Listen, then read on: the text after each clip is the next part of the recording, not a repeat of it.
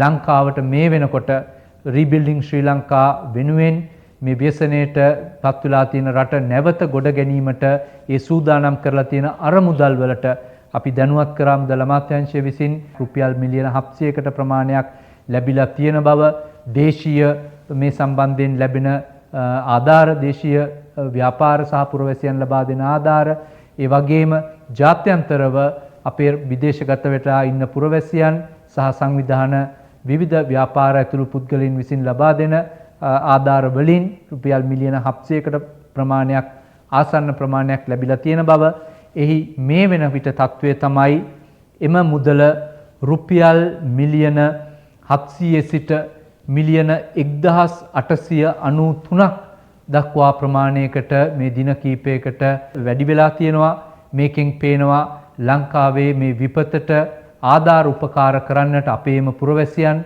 ව්‍යාපාරිකයන් සහෘදයන් විදේශගතව සිටින ශ්‍රී ලාංකිකයන් සියලු දෙනාම ඉතාම කඩිනමින් මැදිහත් වෙන බව මේකෙන් පේනවා.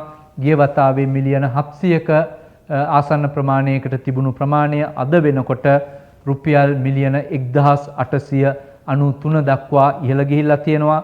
මේ ලැබිච්ච ප්‍රමාණයේ විස්තර තව ටිකක් අපි විමසලා බැලුවොත් එහෙම අපිට ලැබිලා තියෙන මුදල් වලින් වැඩිම විදේශයන්ගෙන් ලැබෙන දේශීයව ලැබෙන ආධාර වලට අමතරව විදේශයන්ගෙන් ලංකාවට ලැබෙන මේ රීබිල්ඩින් ශ්‍රී ලංකා වෙනුවෙන් ලැබෙන මුදල් ප්‍රදානයන් දිහා බැලුවම පේනවා භාණ්ඩාගාර මෙහෙයුම් දෙපාර්තමේන්තුව විසින් ලබා දුන් තොරතුරු වලට අනුව වැඩිම ප්‍රමාණය ඇමරිකා එක්සත් ජනපදයෙන් ලැබුණු බව පේන්නට තියෙනවා.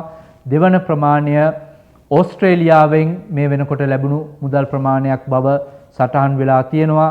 තුන්වෙනිවට එංගලන්තයෙන් ලැබිච්ච මුදල් ප්‍රමාණයන් ප්‍රදානයන් මේ සම්බන්ධයෙන් ඊළඟට ඉතාලියෙන් ලැබිලා තියෙන ආධාර මූල්‍ය ආධාරයන් සහ ප්‍රදානයන් මේ අඩංගු වෙනවා. ඊළඟට ප්‍රංශයෙන් මේ සඳහා ලැබුණු ප්‍රදානයන් වෙනවා.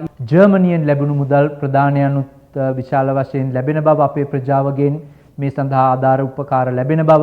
ඊළඟට කොරියාවෙන් ලැබුණු මුදල් ප්‍රමාණයක් සඳහන් වෙනවා මේ ලයිස්තුවේ තියෙනවා.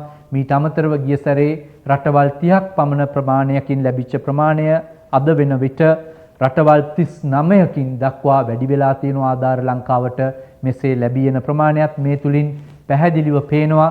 මෙවැනි අවස්ථාවකදී විපතටපත් වෙලා සිටින ජනතාව ව්‍යාපාරිකයන් රට ගොඩනැංවීමට රජය ගෙන යන උත්සාහයට වැඩපිළිවෙලට ඉතාමත් හොඳ ප්‍රතිචාරයක් තියෙන බව අපිට පේන්නට තියෙනවා. මේ කටයුතු පිළිබඳව ඉදිරියටත් මේ වගේ දැනුවත් කිරීම තුල ලබා දීම තුලින් ඊටාම විනිවිද භාවයක් තුලින් වැඩපිළිවෙලක් මේ සඳහා ක්‍රියාත්මක කෙරෙනවා. මේ ලැබෙන සියලු මුදල් මහා භාණ්ඩාගාරයේ තියෙන අපගේ ගිණුම් වලට තමයි ලැබෙන්නේ. ඒ පිළිබඳව විධිමත් වැඩපිළිවෙලක් ක්‍රියාත්මක වෙනවා. මේ සම්බන්ධ තවත් තොරතුරු අපි ඉදිරියේදී ලබා දීමට බලාපොරොත්තු වෙනවා.